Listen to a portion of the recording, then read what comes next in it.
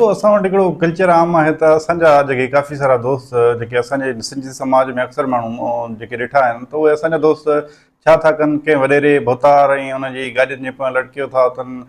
उन्हनि खे उन्हनि सां सेल्फियूं ठाहिण ऐं इन सभु शइ खे पाण खे जेको आहे ऐं उन में वॾो महसूसु कनि था। असल में इहा कहिड़ी वॾाई आहे जेका तव्हां वॾेरे सां गॾिजी करे तव्हां सम्झो था असांखे पावर अची वेंदो, असांजी शइ हलंदी। इहा कहिड़े कम जी तव्हांजी वॾाई जेका तव्हांजे माण्हुनि में नफ़रत हुजे। ऐं हमेशह हिकिड़ी ॻाल्हि यादि रखो त हमेशह वॾाई उहा आहे जेका इज़त सां मिले। ही तव्हां बेस्ता ज़लील ऐं ख्वार ख़राब थी करे डांसूं करे गाॾियुनि जे डालनि ते लटकिया वठो था ऐं पोइ वरी पाण खे सम्झो था त असांजी वॾाई आहे। वॾाई इहा न आहे, वॾाई इहा आहे त कंधो ऊचो खणी हलो, भली जेका आहे बुख में हुजो ॾुख में हुजो, पर कंध मथे हुजे। छो त इज़त आबरू जी बि का शइ हूंदी आहे। इज़त आबरू सां ज़िंदगी गुज़ारियो, बजाए कंहिं वॾेरे जा टोट थियो चमचा थियो ऐं उन्हनि जी सनी में पंहिंजी ज़िंदगी विञायो। कंहिं भले मक़सद जे लाइ तव्हां अॻिते वधो ऐं महिनत कयो, महिनत सां अर्श थी सघे थी। अहिड़ी ॻाल्हि न आहे त तव्हां जेको आहे हिकिड़ी पटेवाली जे करे चौकीदारी जे करे तव्हां जेको आहे वॾेरनि जे दर जा ग़ुलामी ऐं सनी करण वारा थी वञो ऐं 24 कलाक जेको आहे सॼो ॾींहुं उन्हनि जे पोयां एतिरो ज़िक्र पंहिंजे ख़ुदा जो बि कोन था कयो जेतिरो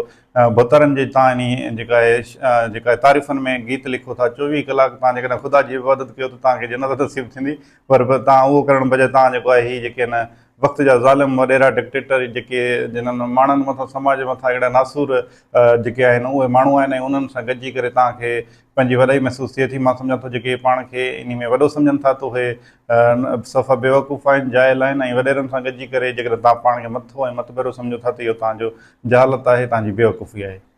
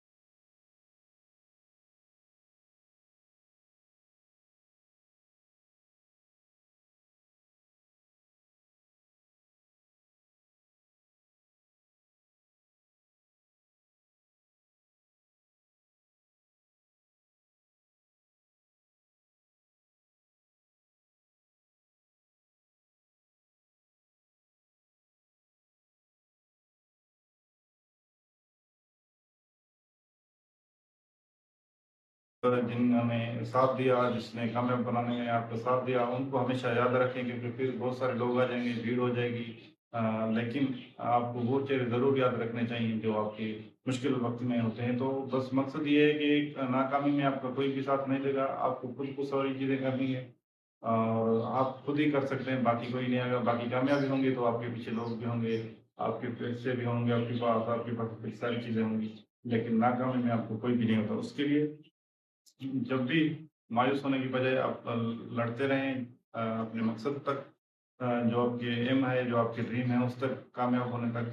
क्योंकि कामयाबी आसानी से नहीं मिलती, उनके लिए बहुत सारी एफर्ट करनी पड़ती है, लेकिन वो खुद को करनी पड़ती है। कोई और नहीं आएगा आपको इन चीज़ों में कामयाब बनाने के लिए और इन चीज़ों से निकलने के लिए। तो कामयाबी के लिए बहुत सारी मुश्किलें आपको ज़रूर आएंगी, उनका ज़रूर फेस करें। शुक्रिया।